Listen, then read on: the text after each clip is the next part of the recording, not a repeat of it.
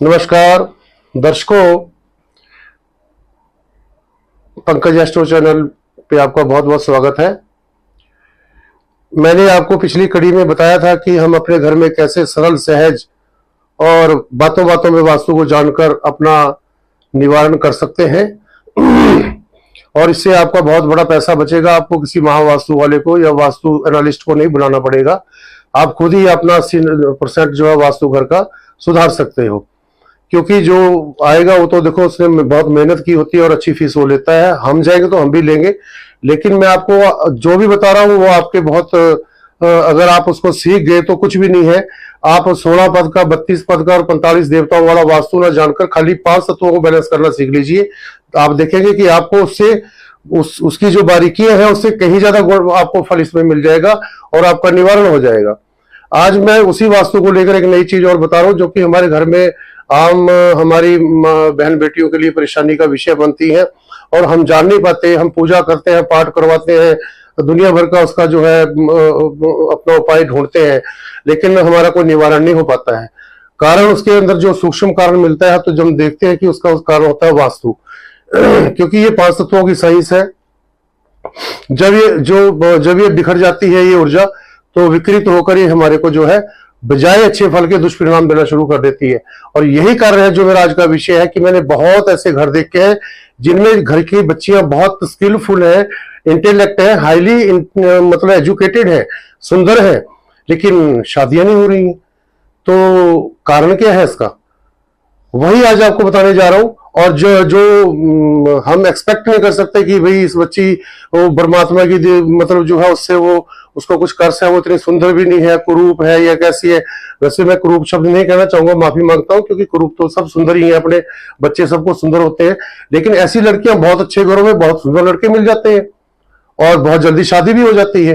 लेकिन जो बच्चियां स्किलफुल है, इंटेलेक्ट है, हाईली एजुकेटेड है, उनकी जो है 35, 38, 40 वर्ष तक शादियां नहीं हो रही हैं। क्या कारण है देखिए, आइए चार्ट पर समझते हैं। ये हमारा घर है, 2 BK का है, 3 का है, जैसे भी है। ये हमारा ईस्ट, ये वेस्ट, ये नॉर्थ, ये साउथ। ये हमारा घर का इंडोर है, लेंटेड एरिया है।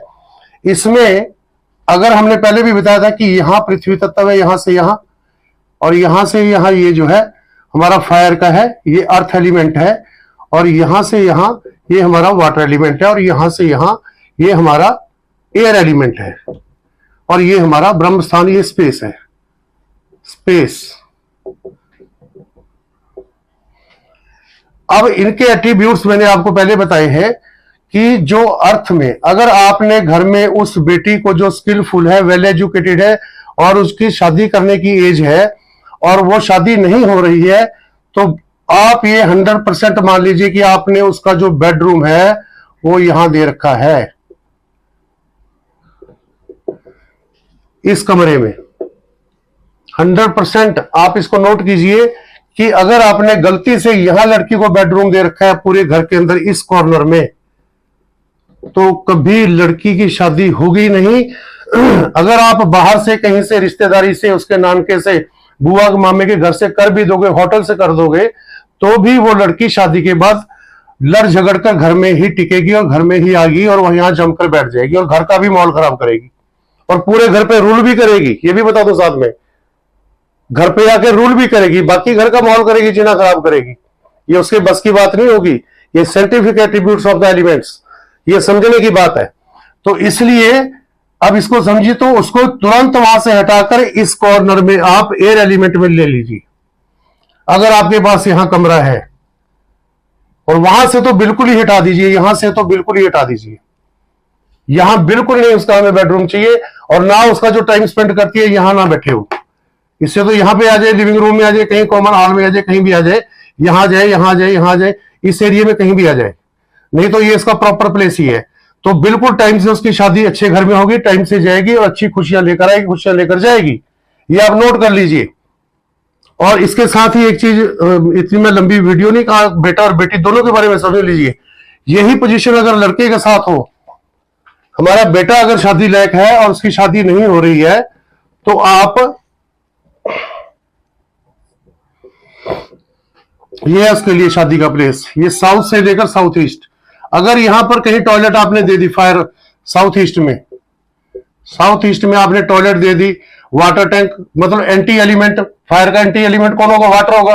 वाटर रिलेटेड आपने कोई भी यहाँ पे कोई भी साधन क्रिएट किया, तो ये यहाँ के जो एट्रीब्यूट्स हैं, यहाँ ये हमारा यहाँ पर मनी फ्लो का एरिया है, और रिलेशंस का एरिया है, एनर्जी का एरिया है, स्ट्रेंथ का एरिया है, शक्ति का एरिया है, और ये पूरा हमारा सोशल कनेक्टिविटी का एरिया है, मेल जोल का एरिया है। तो यहां से जो ये एरिया है, अगर ये हमारा इसके एट्रीब्यूट्स हमारे तो सोशल कनेक्टिविटी हमारी, बाहर से रिश्ते आने जाने में दिक्कत हो जाएगी बेटे के। और यहां अगर आ भी गई तो साउथ ईस्ट में अगर टॉयलेट होगी, तो यहां पर वो जो आने वाली नववधु है, वो जो है, या तो वो, मैं ऐसा शब्द नहीं बोलना चाहूंगा लेकिन मैंने देखा है, या तो वो टिकेगी नहीं, या कोर्ट केस करेगी, या कोई ना कोई डिस्प्यूट क्रिएट करेगी, या कोई ना कोई वो जो है घर के अंदर कलेशबाजी करेगी, तो वो किसी भी तरह यहां सूट नहीं करेगी। या तो रिश्ता होगा नहीं, होगा तो कलाकारी होगा, और आप हाथ जोड़कर कहोगे कि इससे तो ना होता तो अच्छा था। तो इस चीज को आपने सुधारना है, इसको बैलेंस करना है। एक मैं इसमें और तर्क दे देता हूं कि कभी भी आप अपने घर में, एक मोटा सूत्र दे रहा हूं, ज्यादा बारीकी में जाने की जरूरत नहीं है। ये आपका लैंटेड एरिया है, इसको, ये आपका ईस्ट है, ये वेस्ट है, इसको सेंटर में आप ऐसे समझ लीजिए, जो सेंटर से ईस्टर्न टच हो, ये हमारा प्योर वाटर का एरिया होता है, इधर ये प्योर फायर का होता है, और जो सेंटर से पीछे को वाटर फ्लो करेगा वो दूषित होता चला जाएगा और गर्ल बन जाएगी, इसलिए यहां टॉयलेट्स दी जाती हैं। अब यहां से ये जो फायर है, यहां पर प्योर फायर है, ये प्राण अग्नि है, ये सूक्ष्म हमारी आत्मा, यहाँ प्राण अग्नि, यहां से सूक्ष्म आत्मा, ये हमारी फायर अग्नि प्लेस अग्नि है, ये स्थूल अग्नि है, ये सूक्ष्म अग्नि है, प्राण अग्नि है, सूक्ष्म है, ये स्थूल अग्नि है। तो यहां पर किचन बनाते हैं, अगर नीचे को जाएगी तो यहाँ भैरव का एरिया आ गया नीचे, ठीक है।